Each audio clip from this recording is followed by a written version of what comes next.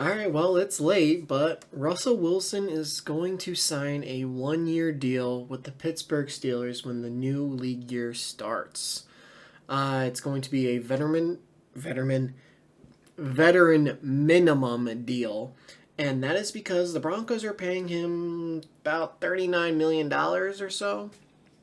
So any money that a team pays Russell Wilson, Denver doesn't have to pay that money. So if a team were to pay him like 38 million, the Broncos would only have to pay him $1 million. But there was no incentive for other teams to sign him to anything more than the veteran minimum.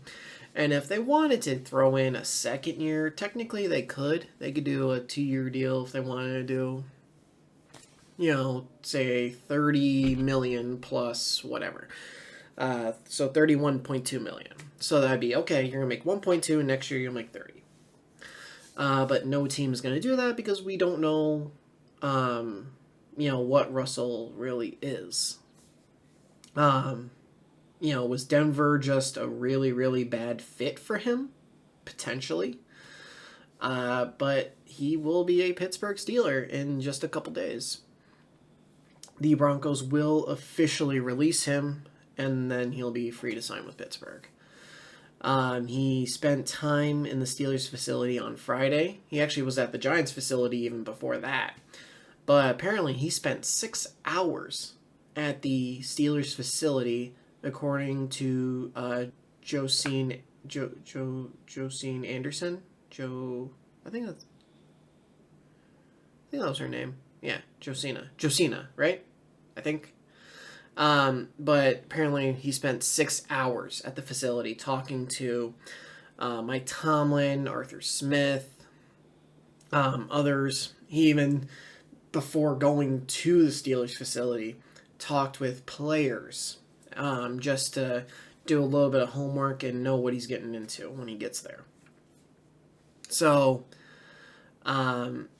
he will sign, and I don't know if there's any guarantee they gave him about, hey, you are going to be the backup, you are going to compete, you are going to be the starter. I don't know if any guarantees were made to him. It's hard to say you are the guaranteed starter when you don't know what else is going to happen. You could draft a quarterback, like let's say they draft at 20. For some reason, they draft a guy like Michael Penix, and he's amazing, and he beats out Kenny and Russ. Or this is even less likely. Kenny, it clicked. It's year 3. Matt Canada's not his OC anymore, and it just light bulb goes off and it clicks. But I don't think that's going to happen. So he'd probably be the starter. There are only 2 quarterbacks, though, for Pittsburgh at that point, with Russ and Kenny. They usually go into camp with 4, so there's probably going to be a veteran and maybe a draft pick.